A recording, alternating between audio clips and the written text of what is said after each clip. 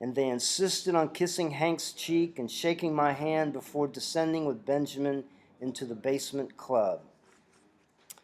Hank said, "I guess we're done." Then we crossed 11th Avenue to prowl the West Side Highway's crumbling docks and pseudo parking lot lining the Hudson River.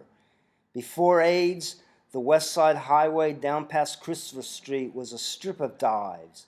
Hank said, "Back during my first year in '81, walking one weekend summer night from Hudson Street, I saw Christopher completely packed with males, exactly like sardines in a sea of people. Still a subculture in the dark, hounding each other for kicks here. It's not about money, yet so many scrounge for everything they have. Mr. Trainer, the world's feelings are burnt out." Hank scuffed his foot off the ground, and I noticed things when my eyes got used to the dark. There were more people scattered around us than I thought, hanging around by the piers. Strangely, I laughed to myself about how far Hank went in his thinking how to recover all of society's parts.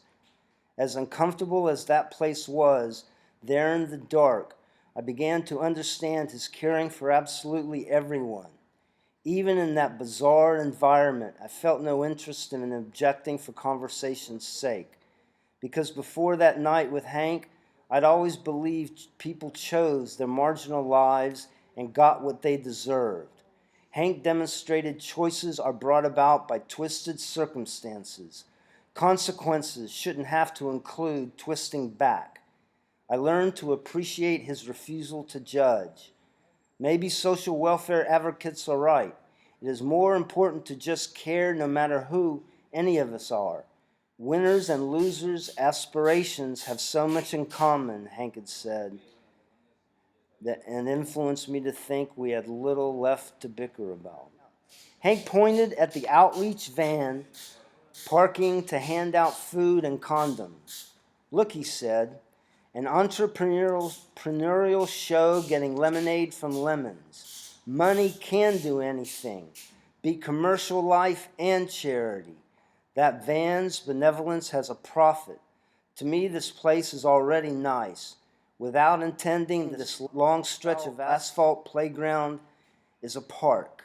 While less than a decade later, Manhattan's long West Side stretch became a more luxuriously landscaped strip of parkland than dreamed possible. The entire West Side today is sculpted and pristine, still, quote Hank, "carved amazingly from where still more buildings replace every inevitably vacant piece of real estate possible."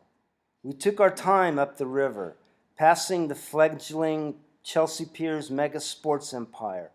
On the north side of the complex, he found a clear spot by the river. He said, "Because it's seen by security, you can't be here sounds better than what are you doing there?"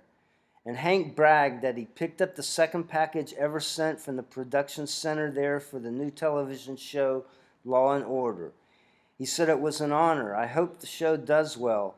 So far, their concern is with the rest of the story." The river rippled. We looked for boats. He hypothesized with grass in his teeth, found somewhere, and taking out the blades said, "Moments without people are a luxury in this town. If you're lucky, you distance yourself from the suffocation by living in a larger box. Real estate wants to fill in the West Side. Why? The island sides where there's space is what I'll miss most about living on my bicycle in New York. This less developed portion of the island is an escape valve from the crowd so the city isn't crushed." Yeah. "But my favorite time is really when this place feels the most crowded. Fall especially. I remember as being when citizens fill the sidewalks at dusk, as if everyone is outside walking that last bit before home then, traveling at dusk according to a formula whereby buildings and social space patiently wait our return. Everyone to a degree tired from their finished working day, but anxieties lift with the earth's rising heat following after the setting sun. The atmosphere is less than chill, setting the casual mood for alternative rest and adventure.